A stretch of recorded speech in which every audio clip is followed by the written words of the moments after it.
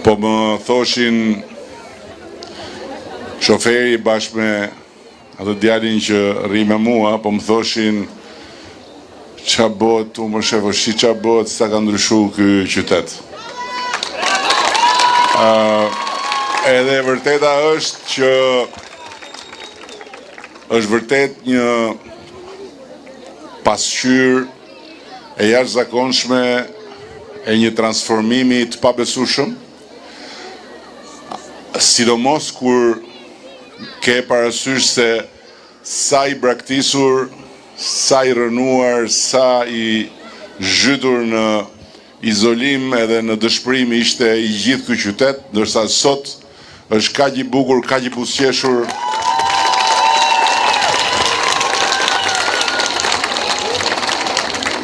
Dhe realisht e kuptoj shumë mirë edhe arsye pse vlera e pronave këtu është rritur, edhe arsye pse kërkesat për të ndërtuar në këtë qytet janë rritur. Sepse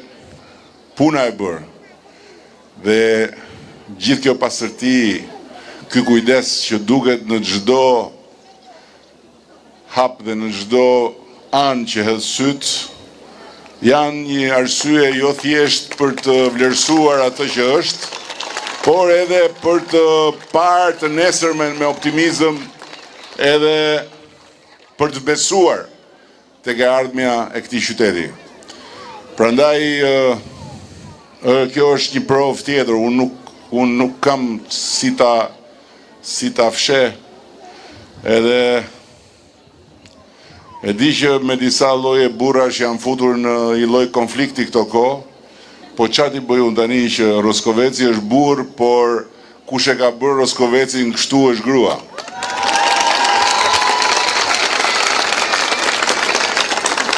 Se kur ishte burr në dorë të burrave, dini ju si ishte Roskoveci, cop cop.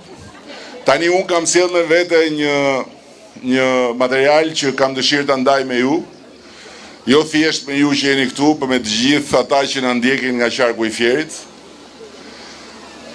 Dhe ata që na ndjekin nëpërmjet transmetimit, sepse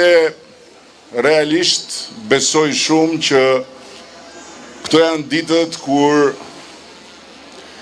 duhet t'u japim një mundësi të gjithë atyre që nuk janë të informuar, nuk janë të qartë dhe nuk janë të bindur se çfarë transformimi ka ndodhur në Shqipëri në këto 3 mandatet tona, aq më tepër kur shumë nga gjërat që ju dhe ata që na ndjekin do të shohin, nuk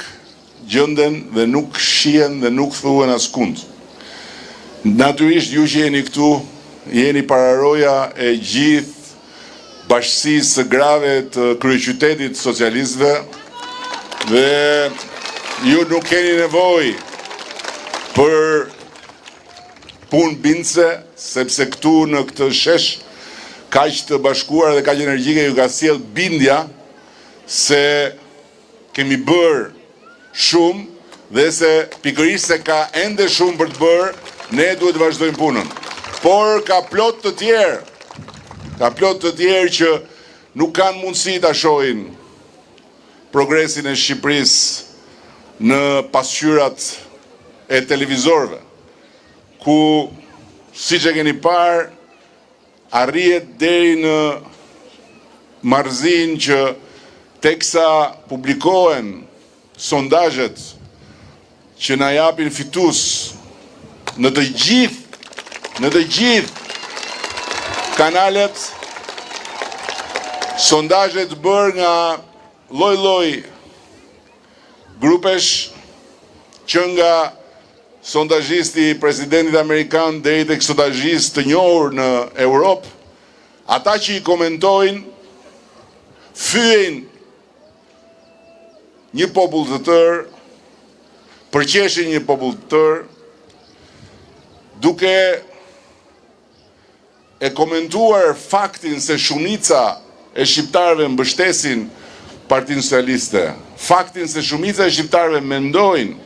që Shqipëria është në drejtimin e dur, si një smundje, duke thënë ky popull është i smur,